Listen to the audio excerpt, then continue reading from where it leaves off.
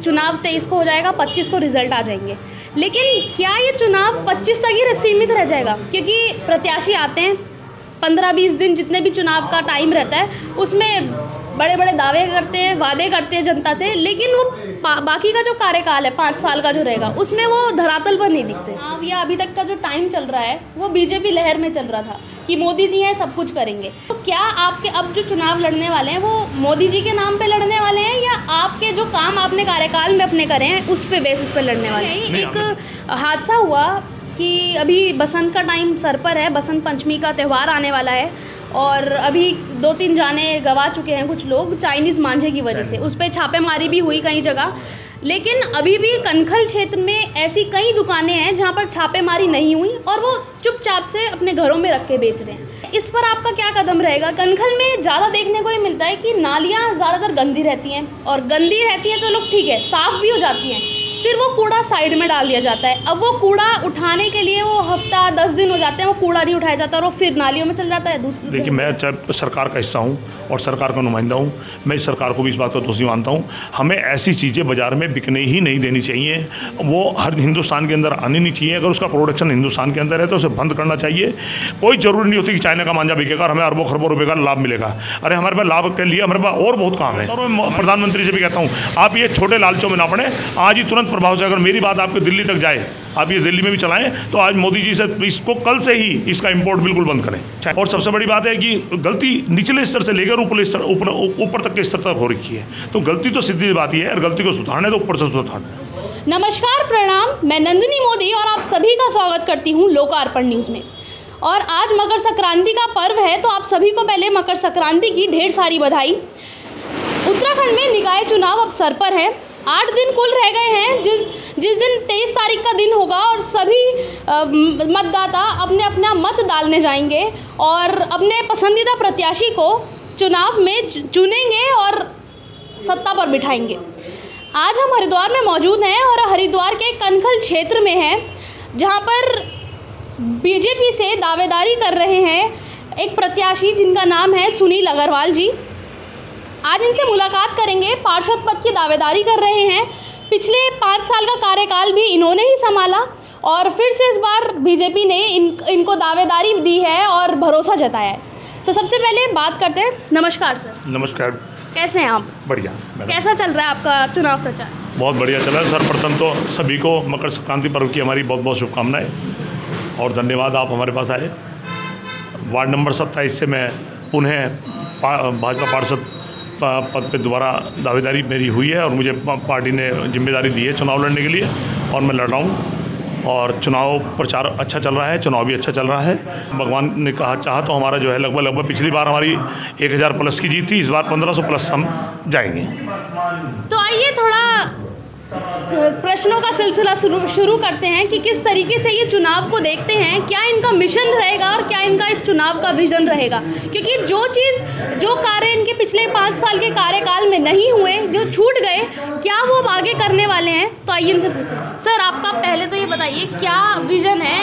दोबारा से आप पार्टी में आए हैं, दोबारा से आपको दावेदारी मिली है, तो आप आगे आने वाले कार्यकाल में क्या काम करने वाले हैं, क्या विजन है? पिछले कार्यकाल में जो मैं जब पार्षद बना था तो मेरे वार्ड की हालत बहुत ज़्यादा अच्छी नहीं थी, क्योंकि जो पूर्ववर्ती पार्षद और थे 2 बार रही थी मैं भी, उन्होंने इतना ज़्यादा ध्यान नहीं दिया, खाली अपनी सौसेबाजी में रहे। तो हमारा जो लाटोवाली का क्षेत्र है, जो मेरे वार्ड का नाम भी है लाटोवाली, उसमें हमें एक हमारा जो है डूब क्षेत्र के नाम से वो कहलाता था, क्योंकि हमारे पूरे कनखल का पानी शंकराचार्य चौक से लेकर रामदेव जी की पुलिया तक का पानी और कनखल चौक बाज़ार तक का पानी सारा लाटोवाली में भरता था। तो वहाँ पे जब कभी भी 2-3 घंटे की बारिश आती थी तो लगभग 4 से 5 फुट 6 फुट तक का पानी भर जाता था और इससे लोगों के घरों में जाता तो बहुत नुकसान होता था। प्रति वर्ष ये काम था और एक वर्ष के अंदर 3-4 बार ये घटना घट जाती थी। मैंने सर्वप्रथम वहाँ पे जो हमारा नाला था, वो लगभग 80-90 वर्ष पुराना नाला था, बहुत छोटा हो चुका था, भर चुका था, टूट चुका था। उस नाले को मैंने उस समय हमारे मदन कौशिक जी हमारे शहरी विकास मंत्री हुआ करते थे, मैंने सर्वप्रथम उनसे ये बात कही और उन्होंने मेरी बात को स्वीकार करते हुए, क्योंकि इतने बड़े बजट का नाला नगर निगम से नहीं बन सकता था, उन्होंने मेरी बात को स्वीकार करते हुए नाला स्वीकृत कराया। और नाला जो स्वीकृत हुआ तो नाला जो स्वीकृत हुआ वो हो गया RBC का, ईंटों से बनने के लिए। जब वो नाला बनना शुरू हुआ तो मैंने उस नाले का कार्य रुकवा के फिर मैंने मदन जी से निवेदन किया। मैंने कहा सर आप इसे जो है आरसीसी का नाला बनवा दीजिए, क्योंकि डूब क्षेत्र का काम है और बार बार ये नाला टूटेगा, इसकी रिपेयरिंग संभव नहीं हो पाएगी। तो उन्होंने मेरी बात को रखते हुए इसे आरसीसी का नाला बनवाया और आज हमारा जो नाला वैश्य कुमार सभा से लेके पुल तक जो बना लाटवाली में, आज लाटवाली की हमारी स्थिति पिछले 5 सालों में ये रही है कि जो घंटा 2 घंटे की बारिश पड़ती थी कभी पानी नहीं बढ़ता था, और कभी झमाझम बारिश 2 4 5 घंटे की पड़ गई, सारी रात पड़ गई तो पानी बढ़ता था। लेकिन जैसी बारिश रुकती थी 15-20 मिनट में सारा पानी निकल जाता है।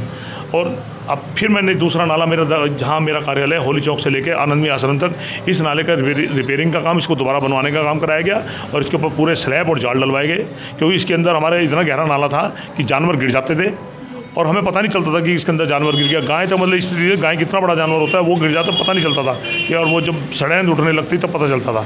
तो इस नाले का कार्य हुआ और सड़कों के पानी के सारे कार्य हुए। एक मैंने जो अपने वार्ड के अंदर जो पानी की समस्या, वार्ड के मेरे नियर बाई जितने भी वार्ड है सबके अंदर पानी की समस्या थी, मैंने अपने वार्ड में ब्रह्म विहार कॉलोनी के अंदर जो पार्क के अंदर पंपिंग स्टेशन जो सैंक्शन करा के पंपिंग स्टेशन बनवाया। आज उसकी वजह से हमें 3-3 मंजिल पर बिना मोटर के पानी चढ़ता है और दिन में लगभग दोपहर को 12 बजे तक और शाम को 5 बजे से लेकर 10 बजे तक पानी आराम से आता है। आपने ये बताया कि आपके जो वार्ड में समस्या थी नाले की, वो तो दूर हो गई, लेकिन आप आने वाले अपने कार्यकाल में और ऐसे क्या काम है जो अपने क्षेत्र में करना चाहेंगे? क्योंकि एक समस्या ये थी नाले की, पानी की दूर हुई, इसके अलावा और क्या समस्या ऐसी हैं जो आप आगे देखते हैं और जनता उससे और भी 2-3 समस्याएं भी हैं मेरे छोटे जो, जैसे मेरे वार्ड में हनुमानगढ़ी एक क्षेत्र है जो गरीब क्षेत्र में लोग रहते हैं, मिला जुला क्षेत्र रहता है, उसमें भी पानी की समस्या है। क्योंकि हर वर्ष जो है जब भी ज़्यादा बारिश पड़ती है तो लोगों के घरों में पानी चला जाता है, नुकसान होता है। एक अलंकार विहार है, उसमें भी स्थिति ऐसी आती है। उनका भी मैंने कल मेरे कार्यालय का उद्घाटन था, मैंने यहीं पे बैठ के मेयर से भी और मदन जी से भी ये बात कही। अगर त्रिवेंद्र जी होते तो मैं त्रिवेंद्र जी से उसी समय सैंक्शन भी करा लेता, क्योंकि मैंने कहा था आप अपने बजट से सैंक्शन करके जाओ। मेरे 2 काम ये रहेंगे मुख्यतः, और तीसरा मेरा काम ये रहेगा मेरे वार्ड में, क्योंकि मेरा वार्ड जो है जहाँ मैं रहता हूँ दक्षेश्वर महादेव, ये विश्व प्रसिद्ध क्षेत्र है, भगवान भोलेनाथ की ससुराल है और प्रतिवर्ष सावन माह में भगवान भोलेनाथ 1 माह के लिए कनकल में निवास करते हैं। मेरा ये प्रयास रहेगा कि मैं किसी भी शासन प्रशासन स्तर पे इस क्षेत्र का जो भी संभवतः विकास हो सके वो कराया जाए और इसका नाम हमारे विश्व में, और हमारे यहाँ जो यात्री प्रतिवर्ष मतलब थ्रू आता रहता है, इसमें यात्रियों की संख्या और बढ़े, इसका प्रचार प्रसार हो ताकि यहाँ पे लोग आएँ और हमारा बिजनेस भी बढ़े हमारे शहर का। ये हमारा प्रयास रहेगा। ये आपने काम बताए कि आगे आप क्या क्या करेंगे।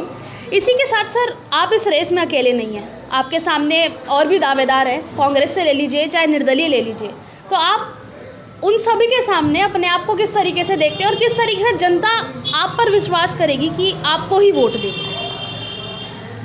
देखिए आप ये मानिए कांग्रेस से जो पार्षद हैं जेपी भाई, वो बहुत कोई जनाधार वाले नहीं हैं और पार्टी से अपनी लड़ रहे हैं। वो ना होते कोई और होता, पार्टी प्रत्याशी तो बनाती।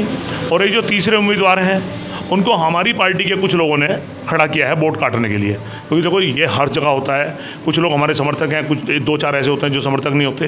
तो हैं हमारे कुछ पार्टी के लोग जिन्होंने उसको खड़ा किया है, क्योंकि वो हनुमानगढ़ी से आता है, मैकेनिक का उसका काम है, अपना छोटा भाई है, लेकिन उससे कोई फ़र्क नहीं पड़ेगा, बहुत ज़्यादा उसके वोट कुछ नहीं है।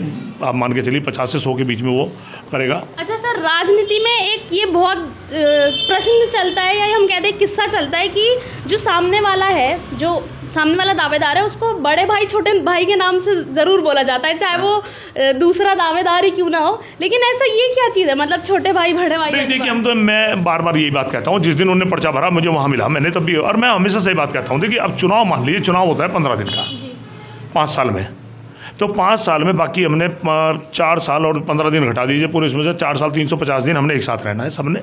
ये चुनाव लोगों को शौक चढ़ाता है, लड़ लेता है। लेकिन हाँ मैं मानता हूँ कुछ लोग, कभी किसी को बदतमीजी नहीं करनी चाहिए। कुछ लोग बदतमीजी करते हैं तो वो जीवन पर्यंत जो है आपस के मनमुटाव हो जाते हैं। तो ये तो चुनाव 23 तारीख को ख़त्म हो जाएगा, 25 तारीख को रिजल्ट आ जाएगा। उसने अपने काम पर मैकेनिक के, हमने उसे अपने स्कूटर उसी यहाँ ठीक करवाने हैं, और जो दूसरा प्रत्याशी है उसने भी यहीं घूमना है, राम राम सुबह शाम करने हैं। तो काहे का किस बात का झगड़ा है? और 3200 साढ़े 3200 वोट की हमारी वो है, क्या नाम जो है वार्ड हमारा, देखो जी, जो कांग्रेस है कांग्रेस को वोट देंगे, जो भाजपा है भाजपा को वोट देंगे, कुछ उसके जो अपने इष्ट मित्र होंगे उसे वोट देंगे। वो ये है कि हमने अपनी पब्लिक को किस तरीके से समझाना है, किस तरीके मैनेज करना है। ये लोग इसलिए खड़े हुए हैं, सिर्फ वोट काटने हैं। क्योंकि पिछली बार भी हमारी वार्ड से राकेश जी खड़े हुए थे, उसी क्षेत्र से खड़े हुए थे। वो बड़े भाई थे हमारे बिल्कुल, और हम उनसे बड़े पुराने संबंध थे। मैं उनके घर भी गया था जब वो पर्चा भर के आया। मैंने कहा भाई साहब आप ये क्या कर रहे? मैंने अगर आपको लड़ना आप ही लड़ लो।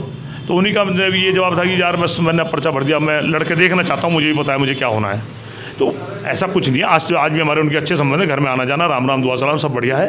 अच्छा सर, एक प्रश्न और रहेगा कि आप जैसे आपने बताया कि चुनाव 23 को हो जाएगा, 25 को रिजल्ट आ जाएंगे, लेकिन क्या ये चुनाव 25 तक ही सीमित रह जाएगा? क्योंकि प्रत्याशी आते हैं 15-20 दिन, जितने भी चुनाव का टाइम रहता है उसमें बड़े बड़े दावे करते हैं, वादे करते हैं जनता से, लेकिन वो बाकी का जो कार्यकाल है 5 साल का जो रहेगा उसमें वो धरातल पर नहीं दिखते। इस पे क्या कहते हैं? आपका सवाल बहुत ही अच्छा है और बहुत वाजिब सवाल है। मैं ये बात आपको ना जवाब देते हुए अपने सभी प्रत्याशी जो हमारे भारतीय जनता पार्टी वालों को कह रहा हूँ, मैं ये कह रहा हूँ कि आप इस सवाल का जवाब जो मैं दे रहा हूँ उस पर अमल करें। आप 5 साल अपनी जनता के साथ रहें, जनता के सुख दुख में खड़े रहें, और सबसे बड़ी बात है वही वादे करें जो हमारी पार्षद के काम है। मैं आज ये बात करने लगूँ कि वादे कर दूँ जी मैं हरिद्वार स्टेशन का वो हल कर दूँगा और मैं हर की पौड़ी वो करा दूँगा और वो करा दूँगा, जो मेरे लेवल का काम नहीं है मैं उस काम को कैसे करा पाऊँगा? मेरे लेवल के काम है वार्ड में मेरा वार्ड साफ़ सुथरा होना चाहिए, वार्ड में लाइटों की समस्या दूर हो जानी चाहिए, नालियाँ सही होनी चाहिए, किसी के घर में सुख दुख है मुझे वहाँ पर अवेलेबल हो जाना चाहिए। तो ये जो मेरे स्तर के काम है, नगर निगम के काम है, ये कामों के आप वादे करो और इन कामों को कराओ 5 साल के लिए जो आपको जनता चुन रही है।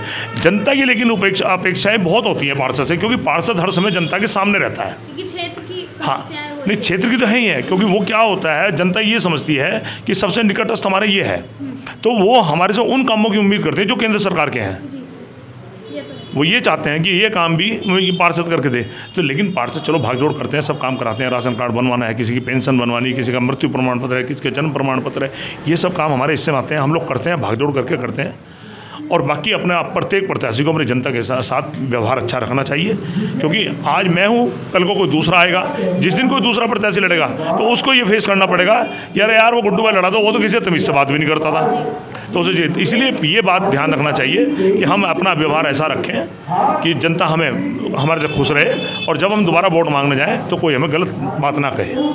सर, अब जैसे क्षेत्र की बात करी, इस नगर निगम में क्या होता है कि छोटे मोटे काम जो आपके सारे आप जो करेंगे, नालियाँ साफ़ की बात हो गई, ये लाइटों की बात हो गई, ये जैसे आपने मृत्यु प्रमाण पत्र की बात बोला, लेकिन कनखल में ज़्यादा देखने को ये मिलता है कि नालियाँ ज़्यादातर गंदी रहती हैं, और गंदी रहती हैं चलो ठीक है, साफ़ भी हो जाती हैं, फिर वो कूड़ा साइड में डाल दिया जाता है। अब वो कूड़ा उठाने के लिए वो हफ्ता 10 दिन हो जाते हैं, वो कूड़ा नहीं उठाया जाता और वो फिर नालियों में चल जाता है, दूसरे घर में जाता है। देखिए मैडम, मैं आपको बताऊँ, ये तो एक अनवरत प्रक्रिया है। नालियाँ हैं तो नाली में कूड़ा भी आएगा, कूड़ा नालियों में आएगा तो बाहर भी निकलेगा, बाहर निकलेगा तो उठेगा भी। कभी कभार हो जाता है कि क्योंकि उठने में क्योंकि नाली का जो कूड़ा निकलता है, आप ये मान लीजिए वो गिल्ला होता है। जो हमारे सफाई कर्मी काम कर रहे हैं, देखो वो भी इंसान है, क्योंकि अगर उसे हम अभी निकालना, हमारे एक सफाई कर्मी ने अगर उसे दोबारा उठाने के लिए उसी समय कह दें तो वो जब उठाता है तो उसके अंदर से कीचड़ निकल के उसके साथ जाता है, उसके ऊपर गिरता है। तो इसलिए वो शाम तक या अगले दिन तक उठ जाता है। कभी कभार हो जाता है कि 1-2 दिन पड़ा रहता है। लेकिन मेरा आम जन से भी हाथ जोड़ के निवेदन है, क्योंकि हम भी अपने कर्तव्यों का पालन करें। हमें अपने अधिकार तो सब याद है, हमें कर्तव्य अपने याद नहीं रहते। अगर हम कूड़ा अपने घर का है, अपने घर में ही उसको इस्तेमाल रखें पॉलीथीन के अंदर, डस्टबिन के अंदर, और सुबह को जब कूड़े वाला आता है और उसे दे दें। आप ये देखिए, कूड़े वाला जाता है, उसकी 50 रुपये, 60 रुपये और 100 रुपये महीने की वो जो कलेक्शन है, हम लोग 100, 200, 500 रुपये ऐसे ही खर्च कर देते हैं, लेकिन 100 रुपये उसको देना पसंद नहीं करते। अगर हम ये भी करें तो अब कूड़े वाला आ रहा है। पिछले 5 साल हमारे कार्यकाल गुजरे हैं, कभी किसी गली में वो 2 दिन नहीं गया तो फ़ोन आ जाते थे गली वालों के, हम उसे तुरंत भेजते थे, चाहे उसका सब्स्टिट्यूट भेजते थे। तो ये है, लेकिन अब हमें पूरी उम्मीद है कि मेयर भी हमारी होगी, और जो सफाई व्यवस्था है इसको हम और अच्छी तरीके से करेंगे। चलिए, ये तो बात हुई क्षेत्र की, कूड़े की, और जो मामूली समस्याएं रहती हैं जनता की। अब एक प्रश्न ये भी पूछते हैं कि सर, अभी तक का जो चुनाव या अभी तक का जो टाइम चल रहा है वो बीजेपी लहर में चल रहा था, कि मोदी जी हैं सब कुछ करेंगे, लेकिन जो ये निकाय चुनाव होते हैं ये केंद्र के या मोदी जी नहीं करवाते या मोदी जी के उसमें नहीं है, इसमें प्रत्याशी कौन है, क्या कार्य कर रहा है, उसके बेसिस पे होते हैं। तो क्या आपके अब जो चुनाव लड़ने वाले हैं वो मोदी जी के नाम पे लड़ने वाले हैं या आपके जो काम आपने कार्यकाल में अपने करे हैं उस पे बेसिस पे लड़ने वाले हैं? नहीं, आपने बिल्कुल वाजिब बात है। ये नगर निकाय के चुनाव जो होते हैं ये बिल्कुल आदमी के फेस पे लड़े जाते हैं। जो प्रत्याशी होता है उसका फेस होता है। और अगर मैं ये कहने लगूँ जो मोदी जी ने ट्रेन चलाई, मोदी जी की ट्रेन मेरी लाटोवाली में तो आई नहीं, या बुलेट ट्रेन लाटोवाली में नहीं आएगी, ये बात कह के तो चुनाव नहीं जीता जाएगा। कि काम तो अपने वार्ड के हैं, जो पब्लिक के पर्सनल काम है उन्हीं के आधार पर हमें वोट मांगने पड़ेंगे, या हमने जो काम किया है वो उसके आधार पर मांगने पड़ेंगे। तो जो ये बिल्कुल आपका वाजिब सवाल है कि हमें अपने कार्य जो है अपने जिम्मेदारी से निभाने चाहिए, और जो जनता हमारे से जितनी उम्मीद करती है हमें जनता की उम्मीदों को पूरा भी करना चाहिए।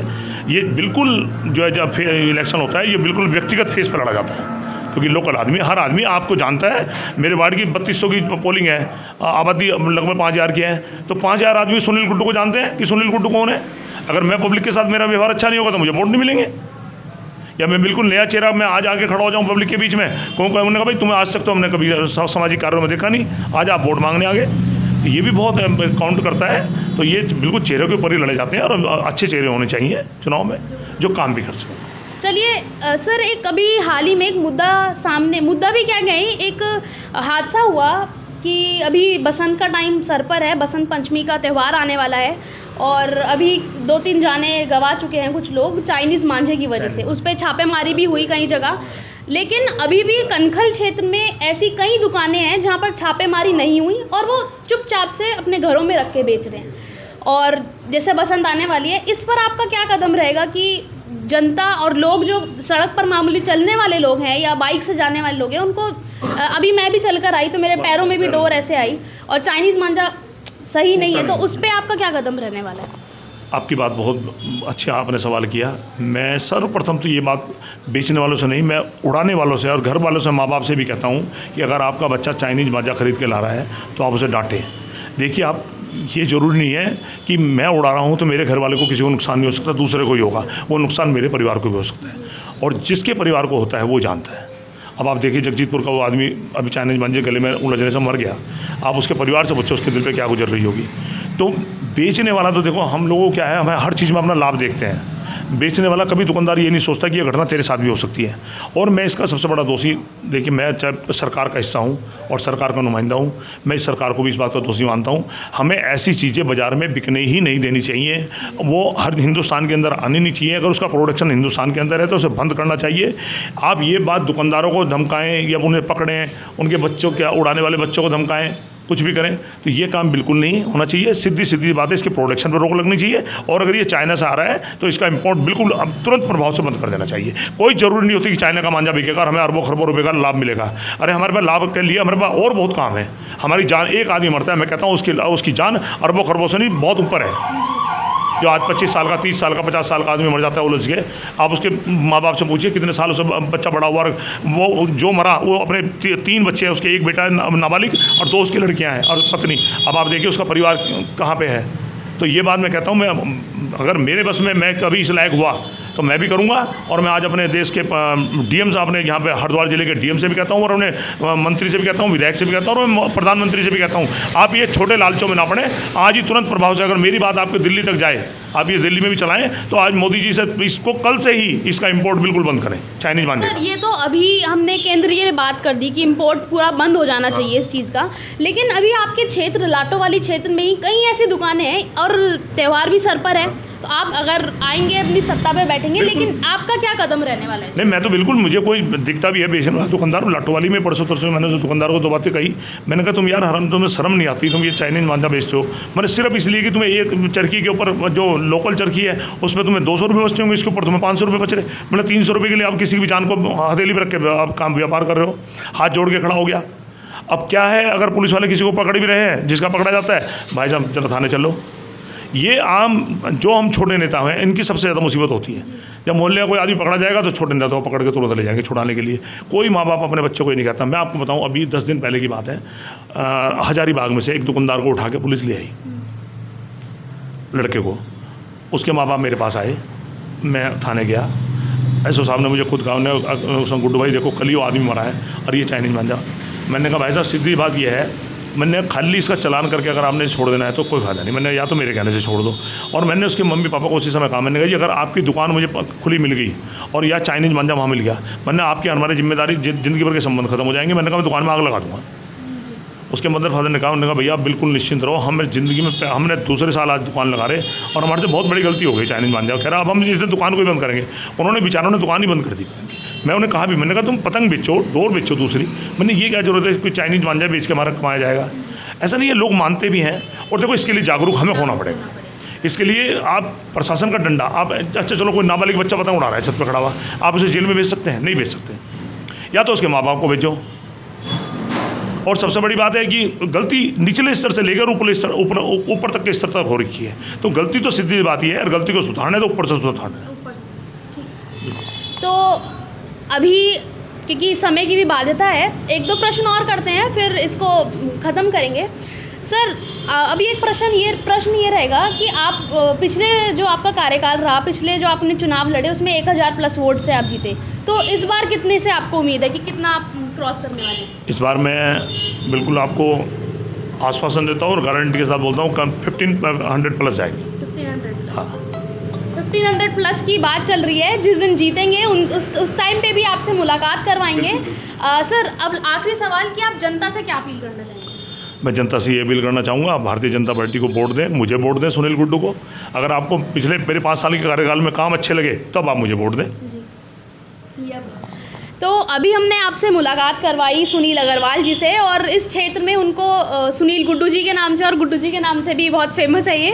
और जिस तरीके से इनकी सारी बातें रही हैं, जो इन्होंने बिल्कुल खुला आपके सामने रखी हैं और अपने ये वोट अपील करी है आपके सामने, तो अब आने वाले चुनाव में भी देखेंगे, क्योंकि 23 तारीख का दिन अब दूर नहीं है, जिस दिन जनता जाएगी अपना मतदान करेगी और 25 को रिजल्ट आ जाएगा। और उस दिन सारी जितनी भी हमारी सामने चीज़ें होंगी वो आ जाएंगी कि कौन प्रत्याशी कौन से वार्ड में जीता और कौन किसकी सत्ता इसमें रही। तो ऐसी तमाम खबरों से आपको जोड़े चलेंगे। तब तक के लिए धन्यवाद।